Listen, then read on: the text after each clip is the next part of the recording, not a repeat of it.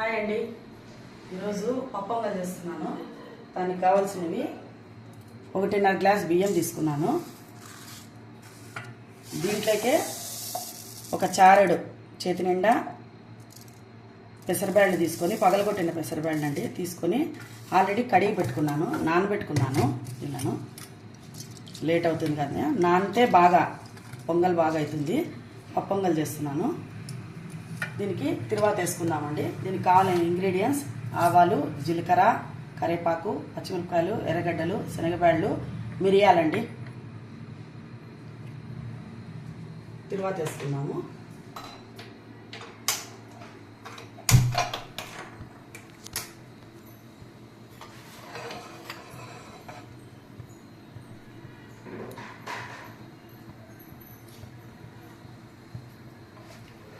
సరిపడంత ఆయిల్ వేసుకొని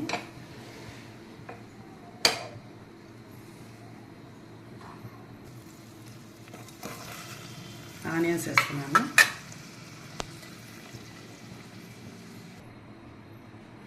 తిరువాత వేసుకోవాలండి. ఆవాలు, జీలకర్ర ఎక్కువ వేసుకోవాలి, కొద్దిగా మిరియాలు,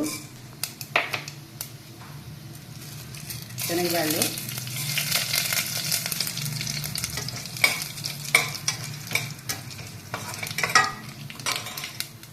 పచ్చిమిరపకాయలు, కరివేపాకు వేసుకోవాలి.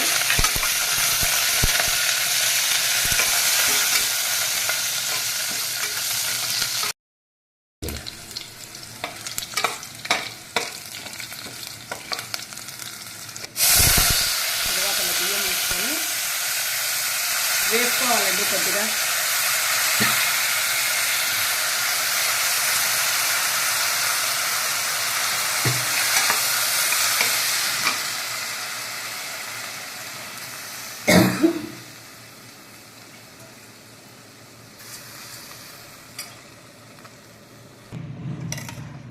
బియ్యం వేసి కొద్దిసేపు వేపుకోవాలండి.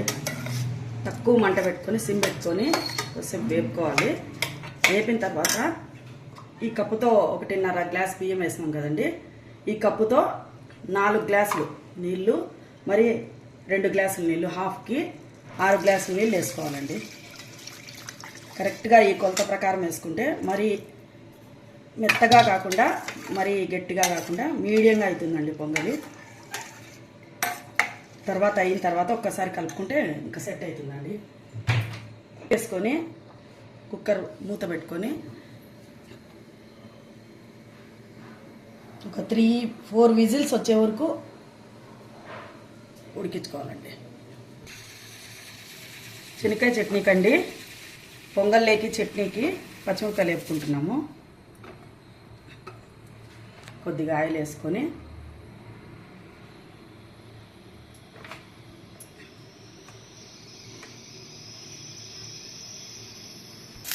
పచ్చిమిరపకాయలు వేగిన తర్వాత కొంచెం పచ్చి కొబ్బరి ముక్కల్ని ఒక్కసారి లైట్గా అట్లా వేసుకొని ఆఫ్ చేసుకోవాలండి స్టవ్. దీన్ని మిక్సీ చేసుకోవాలండి. కొన్ని శనక్కాయలు, చింతపండు బెస్స, ఉప్పు వేసి మిక్సీకి వేసుకోవాలండి. చూపిస్తాను. చట్నీకి పచ్చిమిరపకాయలు, కొబ్బరి, కొంచెం చింతపండు అండి, చింతపండు, శనక్కాయ పప్పులు, తగినంత ఉప్పు, ఇంత ఉప్పు పడుతుందండి. అన్నీ వేసుకొని చట్నీకి గ్రైండ్ చేసుకోవాలండి.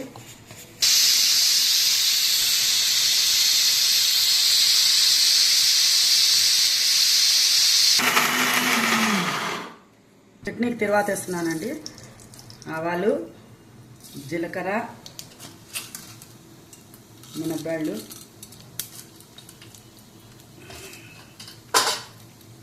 మినప్పాళ్ళు వేగిన తర్వాత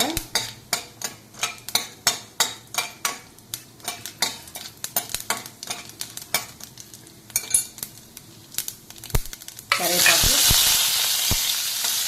పచ్చిమిరపకాయలు వేసుకోవాలి.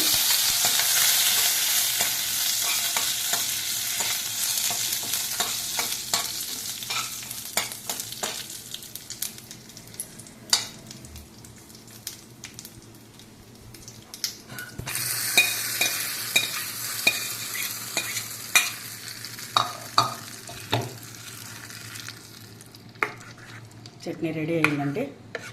శనక్కాయ చట్నీ రెడీ. పప్పు పొంగల్ రెడీ అయిందండి. బాగా స్మూత్గా అయింది చూడండి, బాగుంది.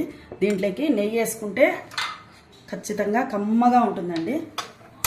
నెయ్యి ఎలాగ వేస్తాం కాబట్టి కొద్దిగా నెయ్యిలోనే ముంతమాడి పప్పు వేపుకొని ఆ ముంతమాడి పప్పును కూడా వేసుకుంటే కమ్మగా ఉంటుందండి.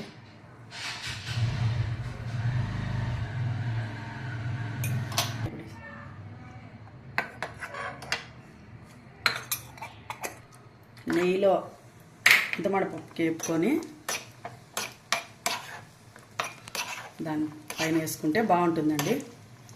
నెయ్యి ఎంత ఎక్కువ వేస్తే అంత కమ్మగా ఉంటుందండి పొంగల్ అనేది హోటల్లోనూ తినాలా, ఎక్కువ టైం పడుతుంది, ప్రాసెస్ ఎక్కువ అనుకోవద్దండి. 1/2 అవర్లో అయిపోతుందండి ఈజీగా, కుక్కర్లోనే కాబట్టి.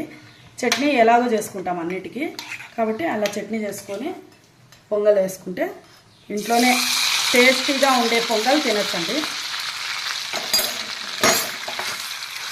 కమ్మగా కూడా ఉంటుంది.